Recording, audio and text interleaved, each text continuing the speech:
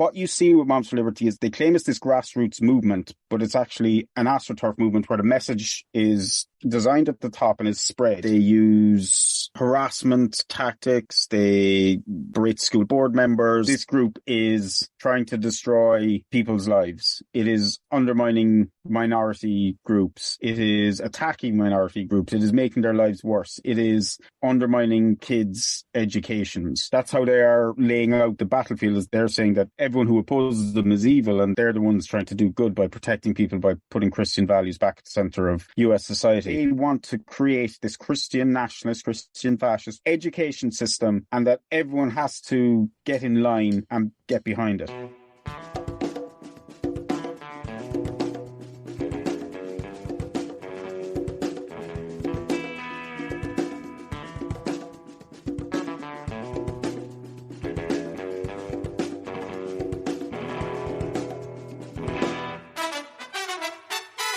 Surprise! We're here. I said we wouldn't be, but then was able to make it happen. And so, here we are.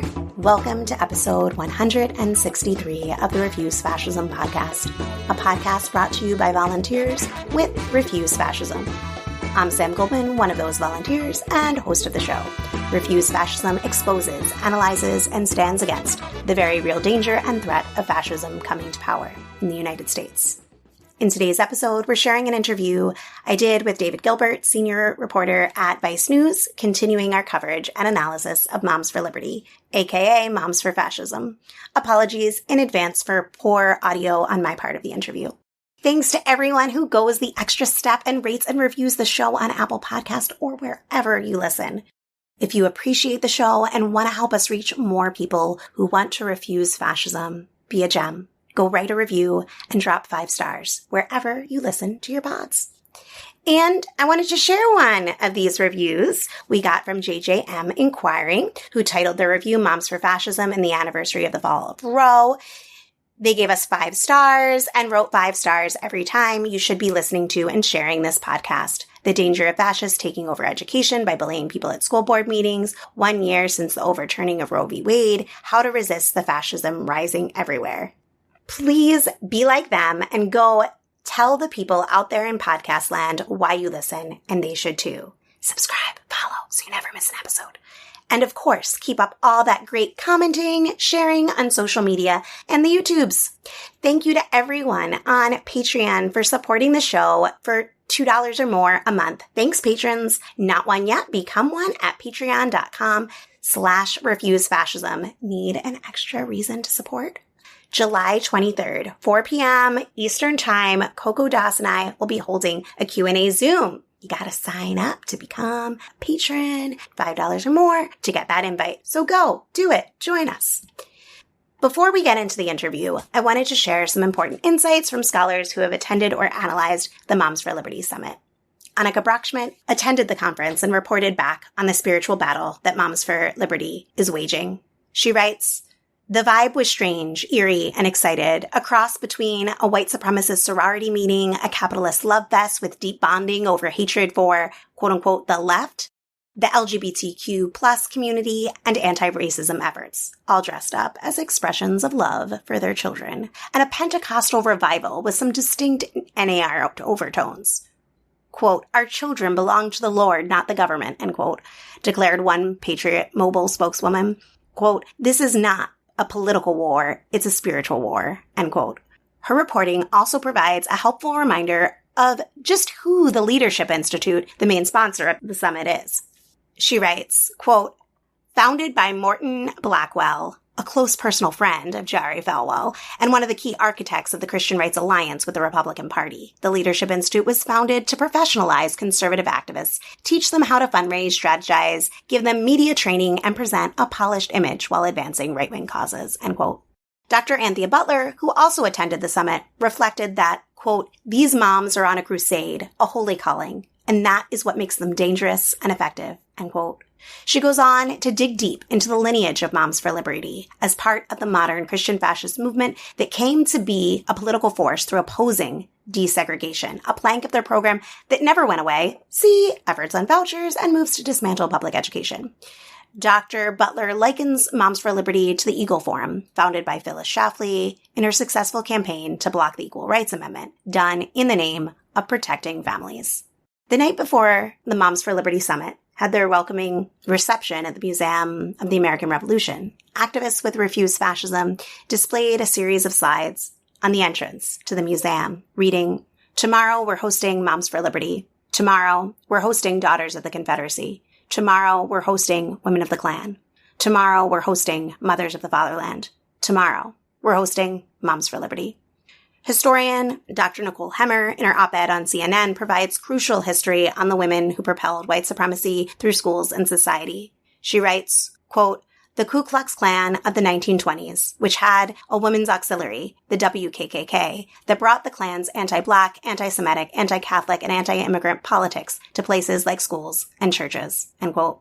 She goes on to say, quote, "Precisely because women had long been excluded from electoral politics, however, they had tended to be most active in institutions considered part of the quote-unquote women's sphere, schools, churches, charities, and settlement houses," end quote. As Dr. Butler's work reminds us, many white women came to political life in the massive resistance to school desegregation, becoming a major political force. Dr. Hemmer makes the connections to Moms for Liberty, stating, quote, "Many white mothers argued that the Supreme Court had superseded local and parental authority." This is in relation to Brown v. Board. "They sought to wrest back control by adopting segregationist textbooks, promoting private academies, and at times shutting down public schools altogether while conducting private lessons at home," end quote.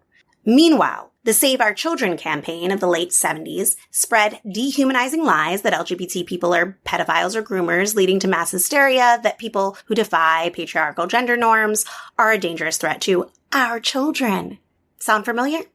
That campaign's charismatic leader, Anita Bryant, used her identity as a mother to make moral arguments for stripping gay folks of their rights, which they successfully did in Miami, where they eliminated employment protections for gay workers. One key point that Dr. Hemmer makes in her article that's worth really thinking about is this, quote, "These mothers' movements, from the WKKK to massive resistance to desegregation to Save Our Children, all relied on the image of mothers protecting children. But they were in service of a much larger political project, shoring up traditional hierarchies of race and sexuality. They were about motherhood and education, but as a means to an end.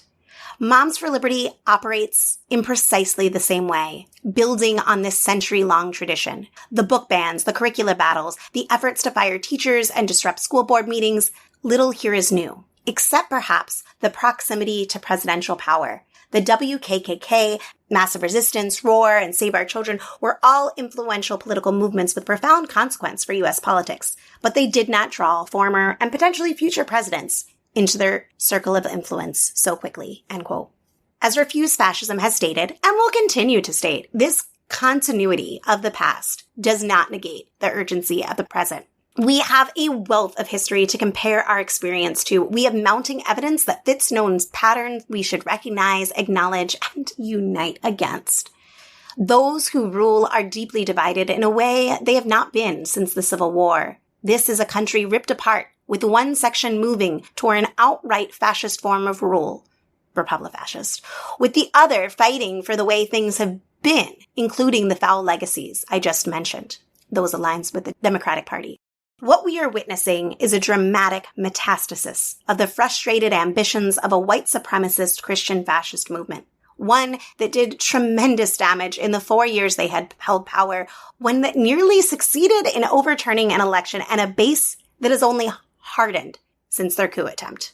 As Dr. Butler aptly notes, quote, "The Southern Poverty Law Center describes Moms for Liberty as an anti-government organization, but Moms for Liberty isn't anti-government. It seeks to reshape the government in a way that would essentially limit democracy," end quote. As Refuse Fascism has stated, and will continue to state, fascism foments and relies on xenophobic nationalism, racism, misogyny, and the aggressive reinstitution of oppressive, quote-unquote, traditional values. Fascist mobs and threats of violence are unleashed to build the movement and consolidate power.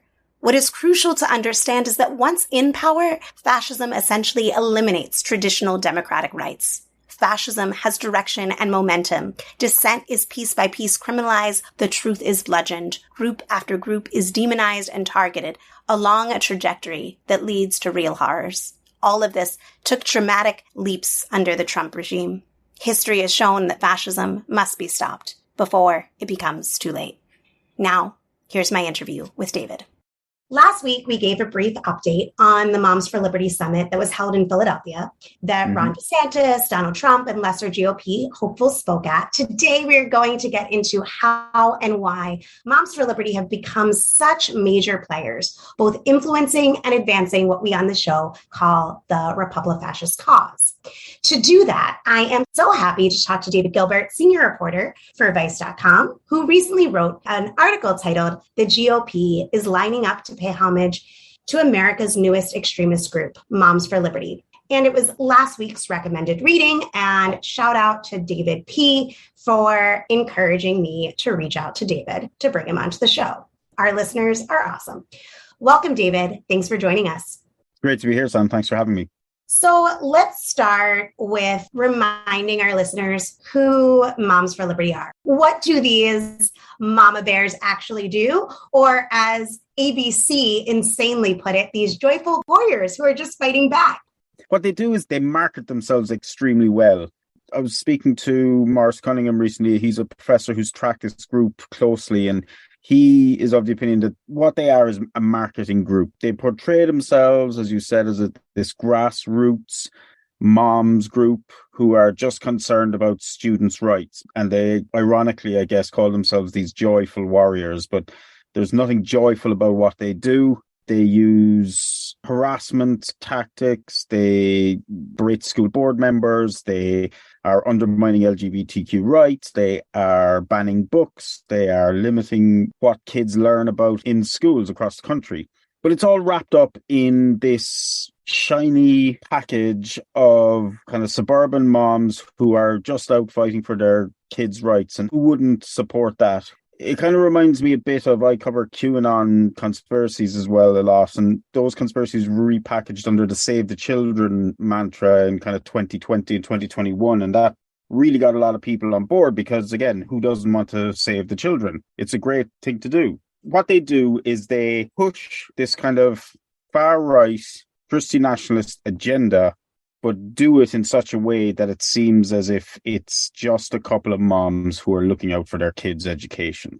And that has been an extremely, extremely powerfully successful way of getting their policies and their messages adopted across the country. One of the things that strikes me is how been able to take, as you said, QAnon-like ideas, put them forward into a much more mainstream, audience-ready language and packaging. Their program has been so effective that at their summit, they had headliners like Trump and DeSantis, Haley, and others. One of the things that you did in your piece was you talked about some of the other players that they have onboarded that I would call Christian fascist. I think you might use the terms Christian nationalist, or you might talk about extremists. Can you tell our listeners about some of the other speakers that they've collaborated with, what they were presenting on, and kind of why this should alarm people? From the very beginning, the group has been kind of in bed with the GOP. Bridget Ziegler, one of the co-founders who's no longer officially involved, her husband was the vice chair at the time. He's now the chair of the GOP in Florida. So it's always been very, very closely linked with these groups.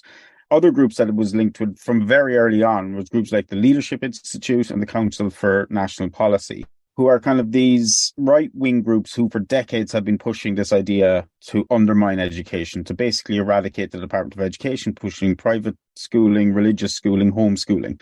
So they were in bed with those as well. And the policies that the Council for National Policy had kind of created and the Leadership Institute were kind of implementing are being pushed wholesale by Moms for Liberty. So that's this kind of far-right conservative idea of what education should be. And so what we saw was the culmination of that at their summit last week, where they were able to get, as you say, headliners like Donald Trump, Ron DeSantis, Nikki Haley, all vying for the presidency in 2024, speaking at the conference, because they see that these are a really engaged group of women who will be hugely valuable to them come 2024 to get people to vote. kind of below that surface, then you had a list of speakers. Chrisanne Hall, she's a member of the Oath Keepers. She's spoken at white supremacy rallies before. She's Christian nationalist as well. And she was speaking at the event as well. And she espouses this really hateful rhetoric about immigrants and non-Christian, non-white people. And that kind of typifies the level of people that are engaging with Moms for Liberty and who Moms for Liberty are happy to give a platform to. You also had speaking actually at the opening night was Tim Barton, and he is from a group called the Wall Builders. His dad, David Barton, founded, who's this kind of pseudo-historian who claims that the founding fathers created America as a Christian nation. And he came up with this idea of this Black Robe Regiment. It's a complete myth of these pastors who took up arms against the British during the Revolution and led their flocks into battle. It never happened, but they've created this myth, and now there's a new modern-day Black Robe Regiment after being created as well, and they are now waging a similar war online, trying to bring their parishioners with them. So he was speaking. Throughout the weekend at the summit, you had numerous people who were pushing this Christo-fascist idea of what America should be. And it had very, very little connection to education or to what is being taught in schools. There didn't seem to be much in the way of, this is our vision for what education should be and how our kids should be taught. Instead, they were just pushing these talking points and talking about how they were anti-woke and how the left and the liberals and the Democrats are all trying to indoctrinate their kids, basically speaking in conspiracies without actually doing anything or speaking about education at all. Correct me if I'm wrong. Am I correct that Ryan Walters spoke? Yeah. For listeners, Ryan Walters is Oklahoma State Superintendent of Education of Public Instruction, I think is the precise term. Yeah. He spoke on a forum with Nikki Haley about future of American education. Yeah, he is someone who fully embraces the absolute Trumpian 1776 project. He, in a forum, something was posed about teaching particular historic events. So they're in Oklahoma, and the teaching of the Tulsa Massacre was brought up. He was saying that we should teach the Tulsa Massacre, but not teach that the massacre, that it was an act of white supremacist violence. That Tulsa Race Massacre should be taught, but not that it happened because of the color of people's skin. When they're talking about anything that touches education, this is the type of thing that they're talking about. Ryan Walters, he was one of, I think, 3 people. There was the Secretary of Education in Arkansas, Jacob Olivia, was also speaking on that panel, and Ellen Weaver from South Carolina. She's the Superintendent of Education. But these are people who are in the education system. These aren't concerned parents. These aren't Moms for Liberty. These are people who are running public education in their states. And the kind of range of viewpoints that they have, and what you spoke about Tulsa, that's a perfect example. Ryan Walters is completely anti-teacher. He is in the past kind of compared teacher unions to terrorist organizations and claimed that teachers who taught kids anything to do with LGBTQ rights were pro-pedophile. If you have those people running the public education system already in your state, then Moms for Liberty are obviously going to jump on that, and they're going to bring you there, and they're going to say that this is how the education system should be run all across America, not just in this particular state. And that's deeply troubling, because these are the people, as I say, who are already in there. They're already running the system. They've been elected. They've been put in place to take care of your kids, yet they're espousing these really, really dangerous fascist ideas openly. The overt nature of it is deeply, deeply concerning. How did Moms for Liberty, a group that barely existed 2 years ago, that came out of the anti-COVID guidelines world, become such a force where every GOP candidate has to go to, where, as you put it, quote, the well-funded and well-connected darling at the far right, end quote. How did we get to this point? How did they get to this point? Can you tell us a little bit more about how that happened? The official start of Moms for Liberty was January the 1st, 2021, when they incorporated as a non-profit, a 501c4, which means that no one can see who is donating to them because it's dark money, effectively. But it actually started a few months before that, and it was started because Tina Deskovich, one of the co-founders, lost her school board in a deeply red county to Jennifer Jenkins. And it was highly embarrassing because Trump won that county by, 10, 16 points, something huge. And so Tina Deskovich decided, along with another woman who had lost her board seat in a neighbouring county in India County, Tiffany Justice, that they would start this group as a kind of a way to fight back. And initially, all they were doing was attacking the school board members who took their seats. But then when Bridget Ziegler got involved, and her husband, as I mentioned, was at the time the co-chair of the Florida GOP, and so he was kind of highly influential, and DeSantis was kind of an ally of his as well. It seemed that Moms for Liberty changed, or what they were about changed, what they were going to do, because initially it seemed like they were just kind of set up as basically a very local, parochial thing where they were going to attack a particular person or a group of people. But when Bridget Ziegler got involved and it was incorporated as a 501c4, Christian Ziegler had said previously that he'd always wanted a vehicle to get parents, and moms in particular, active politically. And so he obviously saw this as a way of doing that. And so what it then developed into very, very quickly, they got onto Fox News, they got onto Steve Bannon's War Room, they got huge national coverage within like 3-4 months of founding, which is unheard of for a nonprofit, but not for a nonprofit which has huge ties to the GOP, to the Leadership Institute, to the Council of National Policy.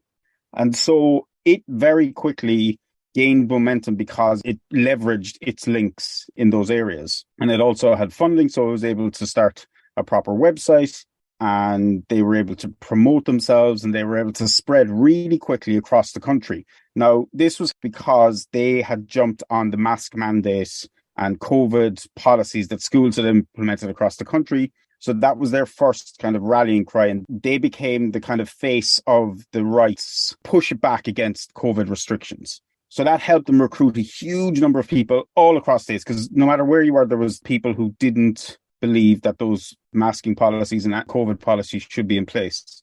So from California to Florida and in between, they were able to start up new chapters. They got people on board, and it grew at a rapid pace. I think the latest figures I saw was that there was nearly 300 chapters now in 45 different states, and it's 130,000 members. It's kind of tapered off a little bit, but it's still growing. Once the mask mandate stuff kind of calmed down, then they moved into CRT. That was the next kind of big hot button issue for the right. So Moms for Liberty jumped on that. And what you see with Moms for Liberty is they claim it's this grassroots movement, but it's actually an AstroTurf movement where the message is designed at the top and is spread. That's how they were able to grow so quickly, because they were able to jump from one topic to another, and they were then able to go and use a centralized messaging to get their message across. They knew it worked, so they spread it to all chapters across the country. Initially, it was mass mandates, then CRT, and then they moved on to the anti-LGBTQ movement, especially in Florida with the Don't Say Gay bill, and then more recently it's banning books, and that's been a huge thing. They've even launched the subgroups for within Moms for Liberty just specifically to tackle book bans. They were able to get people involved because they spoke about the issues that were exciting the Republican base at the time: masking, CRT, LGBTQ rights, book bans. As I said at the start, they marketed themselves really, really well. They have a very good, clear, simple message that these are just moms out to protect their kids. And who can argue with that? And they've made these shifts, as you detailed, the anti-mask, anti-vaccine mandates to CRT to anti-LGBTQ and book banning. All while they've been doing that, they've been gaining momentum. They've been growing this whole time for an overall program and power that is now nationwide. I'm wondering, what shifts do you see them going after next? Or do you think this anti-LGBTQ, in particular, this anti-trans campaign, I think, in my opinion, may last because it's continuing in a more fervent way to me than the anti-CRT stuff. What are your thoughts on this? Do you see something that's next in line for them? They never give up the target. It's not like they gave up on being anti-CRT. They hold on it. They just add targets or something. I don't think if you ask Tiffany Justice or Tina Deskovich themselves, they probably wouldn't be able to tell you, because they don't ultimately decide. It's the Leadership Institute. It's Morton Blackwell at the Leadership Institute or the Council for National Policy. And there are people in the background pulling the strings on Moms for Liberty, which is pretty clear that they do whatever their puppet masters tell them to do. I agree 100% that the trans issue is going to be here for a while. They may just write it straight into the 2024 election, because I think the GOP see it as a big message that they want to push. We saw the shooter in Philadelphia on Monday was a man, 2 pictures of him dressed in women's clothing on his Facebook page, along with dozens and dozens of posts about the Second Amendment and being pro-guns and pro-Trump and anti-Joe Biden. But they picked up on those 2 pictures and they labelled him a trans shooter, which this has now become a thing in the far right, because there was the Nashville shooter who identified as a transgender man earlier on in the year, and so they now claim that this is a epidemic, effectively. It's kind of like the satanic panic back in the 1980s. They're building it up, and his grandmother came out Wednesday and said he wasn't trans. The police have said he only identifies as a man. He is not trans.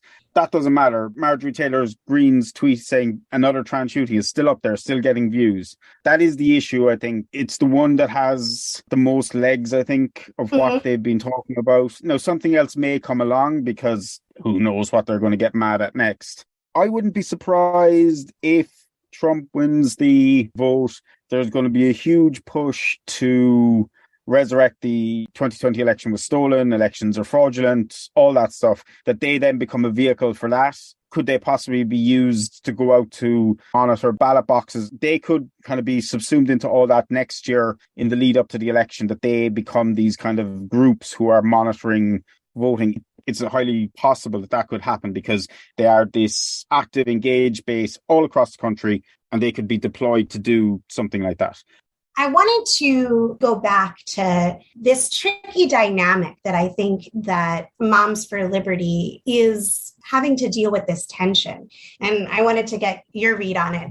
There's this tension within the American fascist movement between this desire to demolish public education while also remaking it as a tool for indoctrination, as a tool to further their overall agenda.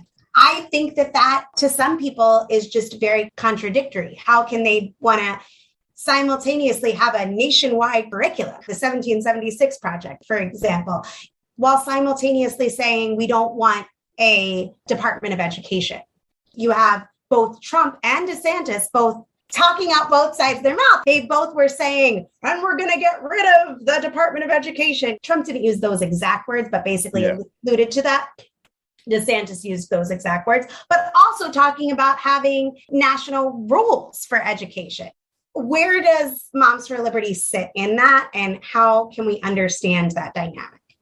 Yeah, it's a really, really interesting topic. And I was speaking to Peter Montgomery from Right Wing Watch about this exact thing last week. It's really interesting to see what people are saying and what they're doing. And I think Ron DeSantis is an interesting example, as you said. He's flat out said that he wants to get rid of the Department of Education.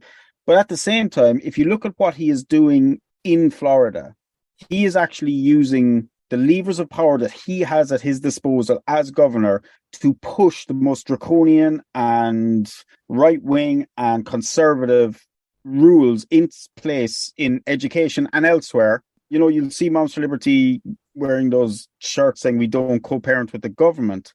They've seemed to have come to the conclusion that they need to be in power. So that's why they're pushing either their members or their preferred candidates onto school boards. And they're not only just saying this scattergun approach. Ron DeSantis is sitting down with Moms for Liberty and saying, okay, where in Florida can we target that we will then flip the board conservative so that we have control and we can push through these agendas.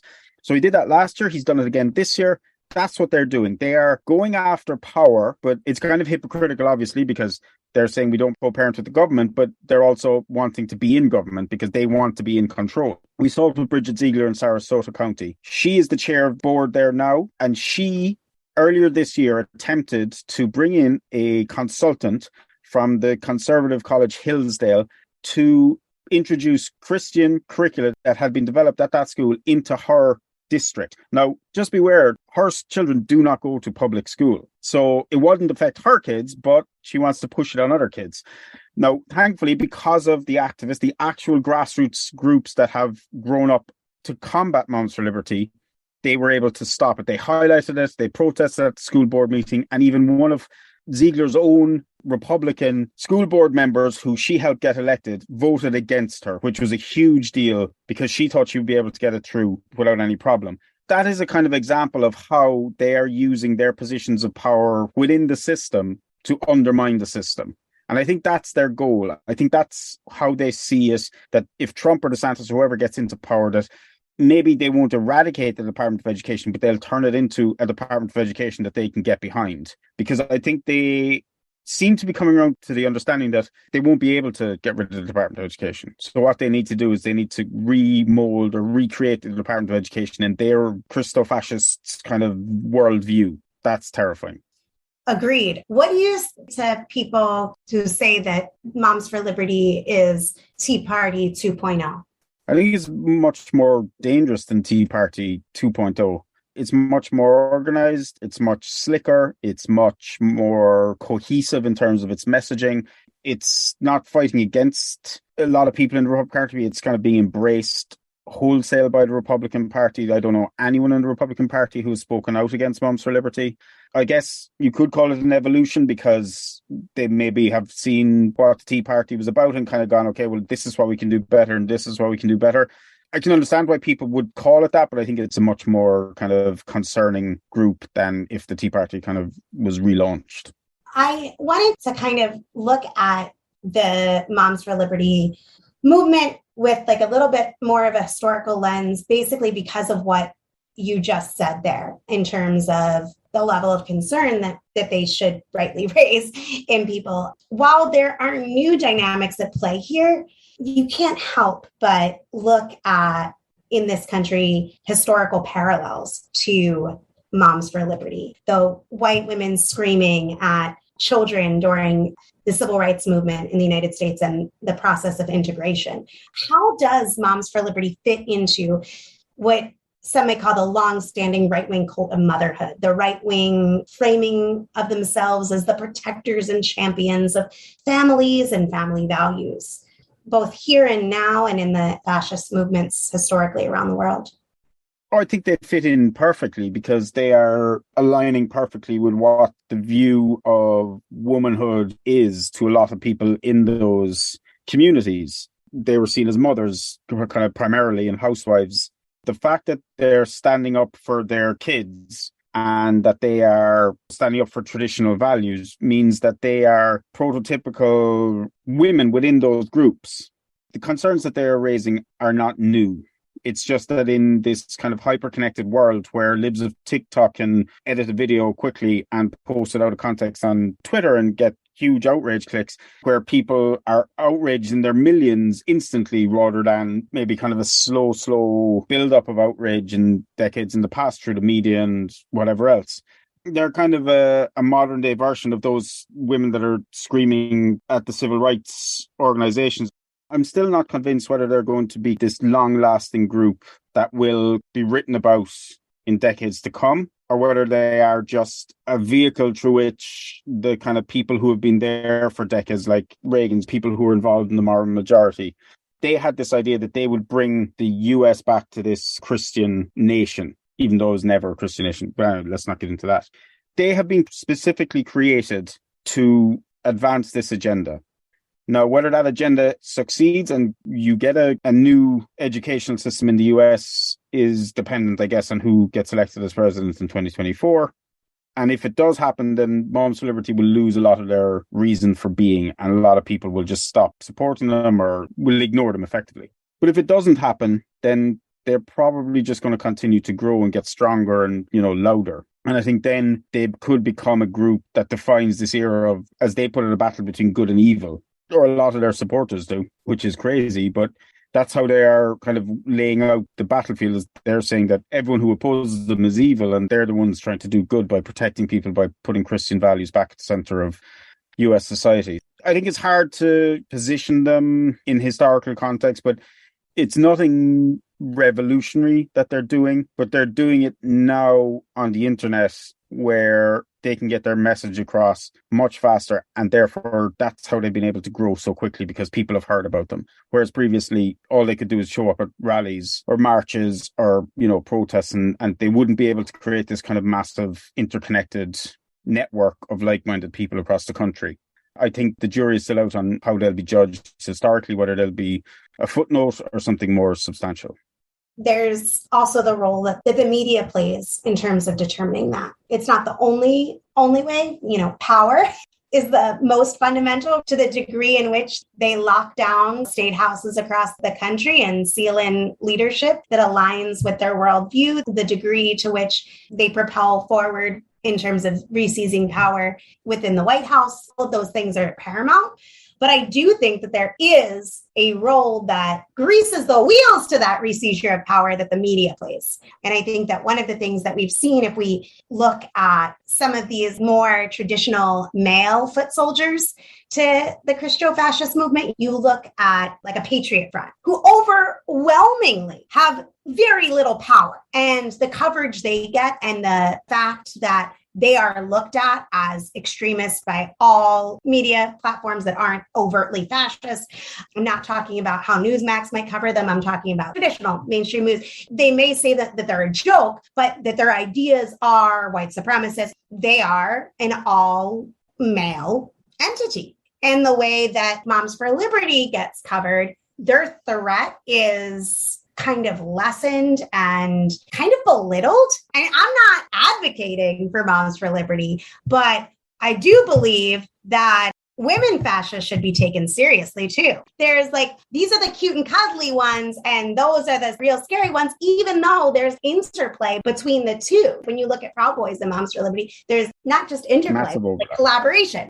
You're absolutely correct in terms of how the two different types of fascists are portrayed. And I see Moms for Liberty as this undercover group who are infiltrating America in the name of fascism, but looking like these white blonde suburban moms in nice clothes and white teeth. They don't look as if they're going to do anything dangerous. Yet the amount of damage that they have done to people's lives and kids' educations compared to what Patriot Front has done is absolutely incomparable. Patriot Front, what have they done effectively? Whereas Moms for Liberty have impacted probably millions of kids' lives by banning books, limiting what access they have to information. I've spoken to people whose lives have been destroyed effectively because of the harassment they faced from Moms for Liberty members who've kind of targeted them and set their members on them.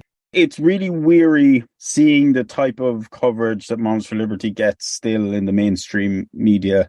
Even after everything that's come out about them, they're still given a pass. It's kind of this thing where a lot of media trying to be impartial, but by being impartial, they're ignoring the facts that this group is trying to destroy people's lives. It is undermining minority groups. It is attacking minority groups. It is making their lives worse. It is undermining kids' educations. Yet they're just a parental rights group. They're not called far right. They're not called fascists. They're not called dangerous. All of which are terms that should be used for them. Their links to the GOP and to other conservative groups are kind of ignored a lot of the time. Like if the Patriot Front was deeply connected to the GOP, do you think we'd not be hearing about that? Of course we would. But it just doesn't come up because it's not overt and it's kind of in the background and it's like, oh, well, that's just politics or something.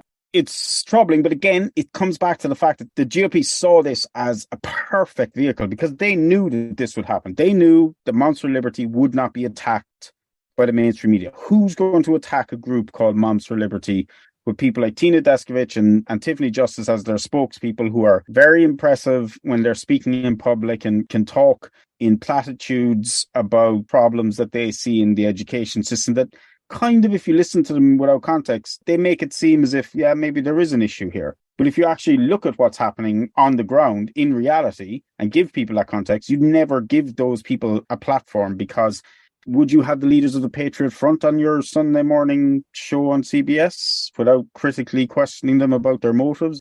I completely agree with you that a lot of the media has got Moms for Liberty very wrong a lot of times. And even still, they do it. As we close out the interview, I wanted to ask if you were to write your article after the summit, what would you add? What I would add is, I suppose when I was writing the article, obviously the summit hadn't happened. We didn't see what people were talking about. And we're kind of looking at people's past. We're speaking about Ryan Walters there and the stuff he had said in the past and many other people there who had said kind of really disturbing things in the past. And what I would write after the summit is just how mind-bogglingly it is to see these people so openly express the opinions that they expressed. Several speakers commented on the fact that one of the Moms for Liberty groups quoted Hitler the week before the summit in their newsletter. They didn't reference it saying, oh, they shouldn't have done it. They referenced it saying, oh, they should never have apologized for it, or they should never have taken it down. What amazed me reading through the comments of what people said at the thing was just how this isn't being hidden. This is out there. This is in the open. They are happy to talk about how they want to create this Christian nationalist, Christian fascist, whatever you want to call it, education system, and that everyone has to get in line and get behind it. The breakout sessions where Christian Ziegler was running one group talking about how to master the spin. So they're constantly working on their marketing. The groups, the chapter leaders I've written about and the horrible harassment campaigns and their links to Proud Boys, if I'm writing about that in a year's time, we won't see any of that because they'll have moved those people out. They'll have massaged the PR because they realize that even though a lot of the mainstream media are ignoring them, those stories are not good for their brand. So they'll remove the troubling people who are involved with Moms for Liberty and replace them with more Tina Deskovich's, more Tiffany Justice's, more Bridget Ziegler's.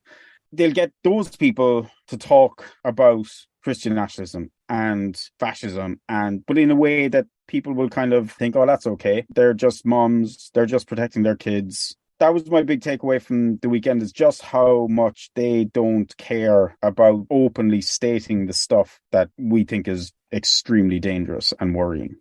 Thanks, David, for coming on and talking with us, for sharing your expertise, your perspective, and your time. Because I know folks will want to read more of your reporting, where should they go? You can just find me if you go on Twitter. You can find me on David Gilbert. I'm on Blue Sky if you don't want to be on Twitter, which most people don't. I'm on Instagram. If you just Google David Gilbert on any of those platforms, you'll get me. Or else just go to vice.com and you'll find my reporting there. Historian Dr. Gillian Frank pointedly wrote that, quote, in the 1930s, James Waterman Wise famously warned that American fascism would be, quote, wrapped up in the American flag and heralded as his plea for liberty and preservation of the Constitution, end quote. Wise was partially right. These anti-democratic impulses also come wrapped in images of family and his pleas to save, quote unquote, our children. Indeed, Moms for Liberty's well-tested strategy of protecting, quote unquote, our children from external dangers reinforces the notion that LGBTQ and African American youth are not, quote unquote, us, and that they and their stories do not belong in, quote unquote, our spaces. Even more pernicious, the language of maternalism and child protection seeks to obscure the anti-democratic political machinery at play to make the work look homey and grassroots, end quote. Look it, if you are still relying on institutions to save us, it's time to wakey.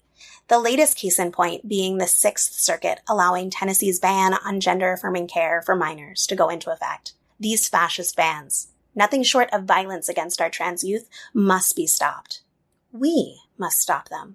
It's on us to sound the alarm, to get loud, louder still, and relentless in our refusal of fascism for all our children and the world they will inherit. Thanks for listening to Refuse Fascism. We want to hear from you. Share your thoughts, questions, ideas for topics or guests, or lend a skill. Tweet me, still there, at samanthagoldman, or you can drop me a line at samanthagoldman@refusefascism.org. We are also now on Threads, Refuse Fascism on there. We're on Mastodon as well. See the show notes for links.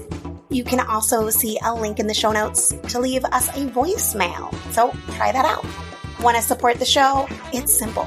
Show us some love by rating and reviewing on Apple Podcasts or your listening platform of choice. And of course, follow, subscribe so you never miss an episode. Become a patron to support our pod and content creation to help people understand and act to stop the fascist threat for as little as $2 a month. You can help make a difference in producing and promoting this independent weekly podcast. Sign up at $5 a month and you'll get an invite for a virtual Q&A with Coco, Das, and I on July 23rd. It's happening. You don't want to miss it. Give today at patreon.com/refusefascism or by visiting refusefascism.org and hitting the donate button there.